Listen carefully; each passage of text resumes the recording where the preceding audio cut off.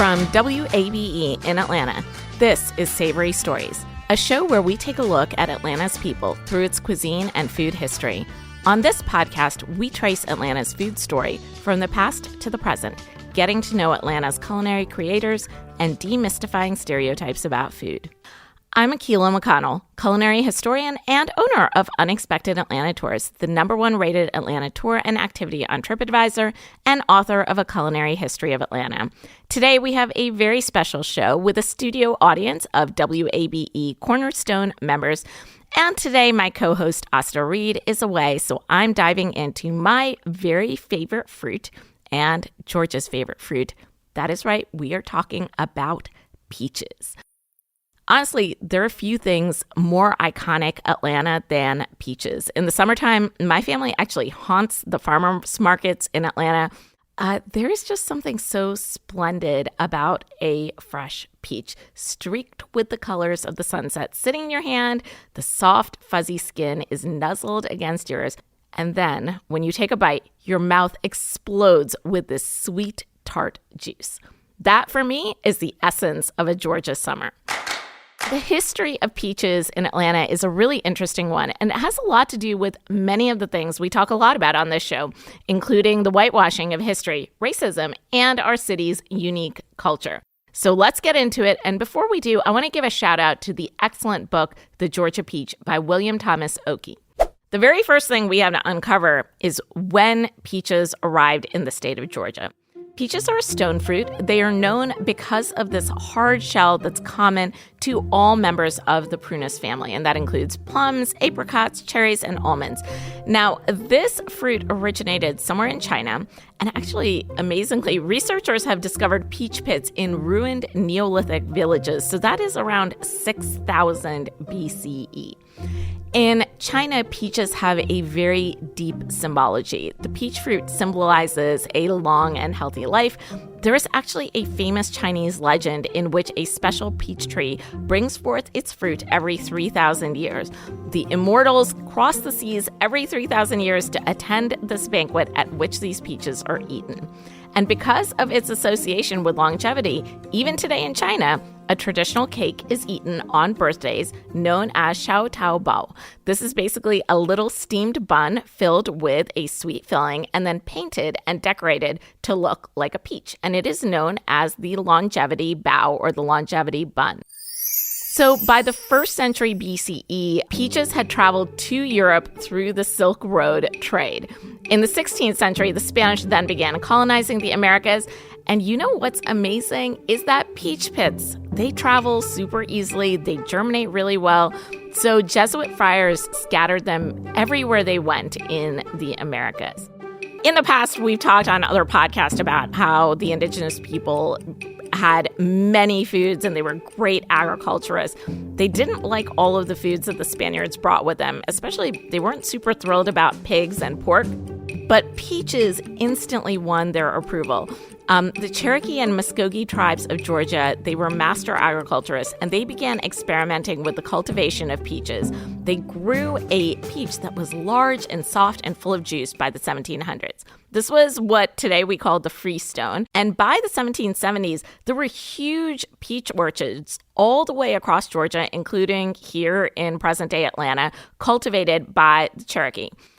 They did, of course, eat the fruit straight off of the tree, but they also barbecued it, dried it, and stewed it. They used to use the bark of the leaves and the pits to treat nausea, parasites, fever, and even skin diseases. Now, you're probably thinking to yourself, well, were they selling these peaches commercially in the way that we buy peaches at the grocery store today? They were not. And that is because the fruit did not transport very well. If you have ever taken a peach and you've had your peach in your house, you've probably noticed it bruises quite quickly. So by the early and mid 1800s, though there were peach trees and peach orchards everywhere in Georgia, these were not really commercial fruits. During harvest, the enslaved people of Georgia, they were given permission to gather as much as 3 bushels of peaches per day. At Christmas, they might even receive what they called a dram or a small amount of peach brandy. Peach trees required little care, and they began fruiting within 3 years of sowing.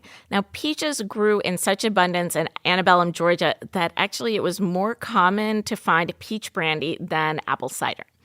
So peaches also played a very significant role in the escape of the enslaved people of Georgia. Now, enslavers saw peach trees and other similar fruits as a very inexpensive and low-effort way to supplement the diet of the enslaved people. So they grew peach trees across the strait for this reason. We know that fugitive enslaved people used these peaches on the escape to the north. There is an amazing autobiography by an enslaved man named Charles Ball. He was enslaved here in Georgia. He escaped from slavery in Morgan County, Georgia in 1807. He walked all the way from Georgia to Maryland. I don't know how many miles that is. My guess is probably close to 700 miles. He used to run at night, and the entire way through Georgia and South Carolina, he subsisted by foraging for food from peach orchards and cornfields. Ultimately, he made his way to Maryland, and he reached freedom. It is in this time period of the mid-1860s and 1850s that comes the story of Atlanta. And I call it the story of Atlanta because it is the most hotly debated and contested story among Atlanta historians. It's the story of how Peachtree Street came to be. And we'll get into that story when we return from our break.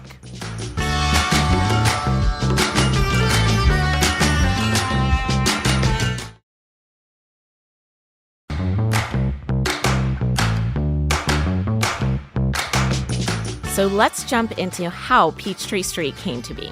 As we've already discussed, the Native Americans grew peach trees in abundance across the state of Georgia and South Carolina. In the early 1800s, near the Chattahoochee River, the Muscogee people had marked a huge peach tree as a convenient meeting place. This was described in later years by the first postmaster of Atlanta as a, and I quote, great huge mound of earth, big as this house, where a big peach tree grew. The Muscogee people built a village near this tree, naming their village Pakanawilly. The word Pakana, P-A-K-A-N-A, in Muscogean means peach. I have this from an 1890 English and Muscogee dictionary, and it clearly confirms in that dictionary that Pakana means peach. The word huli or huili in Muscogean, spelled H-U-I-L-I, means standing or tall. In other words, Pakanawilly meant standing peach tree, referring to that large peach tree. By 1782, Pakanawilly had become a notable trading post, and the United States military mentioned multiple times that they were going to meet Indians at the, and again I quote, standing peach tree, referring to the village. The Muscogee also planned a very long trail between Pakanawilly to present-day Stone Mountain. Now, during the War of 1812, the Muscogee Nation split into two, with half supporting the British and half supporting the Americans. The Indians at Pakanawilly supported the Americans, and as a friendly village to the fledgling American government, Standing Peachtree was chosen as a site of a U.S. infantry fort. These people were very unoriginal, y'all. They unoriginally named this new fort Fort Peachtree, after Pakanawilly named Standing Peachtree. And then they built a road from Fort Peachtree to Fort Daniel, and you guessed it, they called it Peachtree Road. So this is where the really big controversy comes into play. For about 150 years now, everybody had been saying that it was Peachtree Street, named after a real peach tree. But in 1928, the Atlanta History Center formed a new journal called the Atlanta Historical Bulletin. And in its very first issue, it included an article about where the name Peachtree Street came into. And it said that there is, again I quote, a persistent tradition that the original name was actually derived from a pitch tree or a pine tree. The idea is that we have a lot more pine trees than peach trees here in northern Georgia. And so the word Peachtree Street is actually a corruption of pitch tree. You've probably heard this rumor. It's in Wikipedia. I've even seen it in Atlanta Magazine. I've seen it in our Convention and Visitors Bureau. The story of this peach tree, it came from several white citizens who had anecdotally heard from their grandparents that the name was derived from this peach tree. The author of the Atlanta Historical Bulletin also heard from many others who remembered a peach tree that bore peaches, including a lawyer whose grandfather had actually taken peach cuttings and planted them in his yard. But this peach tree or pine tree myth persists, and I've seen it over social media. So now I want to give you my opinion. I've given you the facts. I want to give you my opinion. I think that this peach tree argument is a complete whitewashing of American history and Atlanta history because it ignores the Muscogean language and the Muscogean word.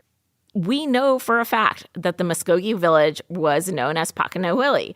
Pakana translates to peach, and everyone agrees that the village was named after a nearby tree next to the Chattahoochee River. The Muscogean word for pine tree is kule, which sounds absolutely nothing like Pakana.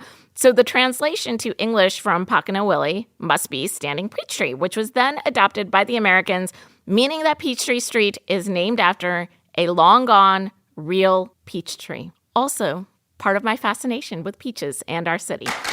In the 1870s, we've got a lot of peaches and a lot of peach orchards, but not much commercial selling of them.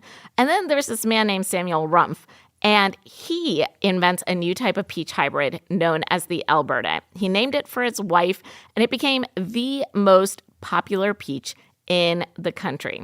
It's interesting because Rumpf's marketing impacts what we do today. We think of this peach as this very feminine fruit, and that's because he named it Alberta after his wife. It was described as soft, rounded, fragrant, with blushing hues like the cheeks of a southern belle. And because of that, because of this femininity, peach festivals cropped up around the state, and there was Miss Peach and Miss Peachtree, and it spurred this demand for peaches. And peaches soon became considered Georgia's fruit. That demand drove up peach prices and value. To let you understand how I mean on the value, in 1909, cotton was more heavily valued than peaches. By 1924, an acre of peaches was valued double that of cotton. The other thing is that up until the 1970s, African Americans were primarily picking the peaches, and they were paid very little here in Georgia. The process was laborious. You have to gently remove the peaches from trees, and you had to place them into buckets to prevent bruising. The Black labor population was paid little, and national farm worker unionization campaigns led by people like Cesar Chavez were taking place. Now, by the 1960s, some orchards around Atlanta actually let their peaches rot on trees because their workers wanted higher pay and the growers refused to pay better. At the same time, as the Great Migration impacted the nation, Black workers were moving out of the rural South to northern and western cities where they could find more regular, better-paying employment. In the 1980s, Mexican and Hispanic workers began coming into Georgia from Florida as citrus freezes were impacting the workforce there. That being said, I should also mention that Georgia is no longer the number one producing peach state. That honor goes to California and South Carolina. But I still think that our peaches taste better than any other peaches out there. And in part, that's because I'm biased, because I live here in Atlanta and I get the freshest Georgia peaches. So let's talk peach logistics, because this is super fascinating. One of the oldest and largest peach producers in the state is Pearson Farms. You've probably seen them at your local markets. So Pearson Farms was founded in 1885. That's a very long time ago, almost 150 years ago or so. In 1885, Moses Winlock Pearson arrived in Fort Valley, Georgia, and he planted the first Pearson peaches. 5 generations later, Pearson's has 1,300 acres of peaches and 2,300 acres of pecan tree. Pearson's grows 30 varieties of peaches and is one of the biggest peach farms in the state. Now, the peach season is relatively short. It's only about 12 weeks long, lasting basically through our summer. And every single peach must be picked by hand even today. One of the trickiest parts in the peach business is the logistics in getting the peaches from the tree to the markets And this part that I'm talking about is from a really interesting podcast with the current owner of Pearson Farms, Will McGehee, which I'll put into the show notes. For the Pearson team, they have to make sure that they get the right people to the right orchard on the right morning when the peach will be perfect. If you miss it by a day, the peaches might be too soft or too green. Once the peaches are picked, they bring them to the packing house, cool the peaches, wash and clean them, and then sort and box them. And then the next morning, the peaches will be loaded onto a truck to go to market. So that means for all of us who live here in Atlanta, we might eat a peach on Friday morning that was hanging on a tree on Thursday morning. Pearson has a very strong presence in Atlanta's farmers markets, and you'll always see a huge line of people waiting for their peaches. You'll probably run into me too. And actually, some of my favorite peach restaurants and peach dishes come from usage of Pearson Farms. So one is Revolution Donuts. Their peach donuts, super simple. All it is just a plain donut split in half with some fresh peaches inside, but it brings out that juicy, vibrant flavor of the peaches. If you're going to go for peach cobbler, which I know that's the thing, everybody loves peach cobbler, I kind of think you have to go to Lane Farms or Pearson Farms and get out of Atlanta. Pascal's makes a really good peach cobbler. But peach cobbler is basically just cut up peaches with a buttermilk biscuit dough, some sugar, some cinnamon in there, and it's all about cooking it and making it immediately. So a couple of my other favorites is if you go to the Ritz-Carlton in downtown Atlanta, Chef Katrina Pagan has this ridiculous cake. And I call it ridiculous because it looks like a real peach. Remember how we were talking about the Chinese longevity cakes? This looks kind of like a Chinese longevity cake, but it is made with compressed peaches on the inside and a fresh mint creme on glaze. Absolutely worth busting your diet for this one, so head down to the Ritz-Carlton. Another food I really love is Butter and Cream's Peaches and Cream ice cream. Just today at this recording, I had Papa's Puffs peach candy, which is made here in Georgia, and it tastes just like a peach. So last but not least, if you really want to get some peaches and you want the freshest, the best, those peaches that taste like they came right off the tree, the only way to do it is to go and pick them yourself. And for that, I recommend Mitchum Farms. I actually went out there a couple of weeks ago with my kids, and it is just a sensational spot. They have tons of little trees. The trees are not too high. They're about 8 feet tall. So if you have small children, they can probably climb into the trees. That's what my kids did. They also have ladders there, so you can climb up onto the ladders, and you can pick as many as you want. The pricing is very reasonable.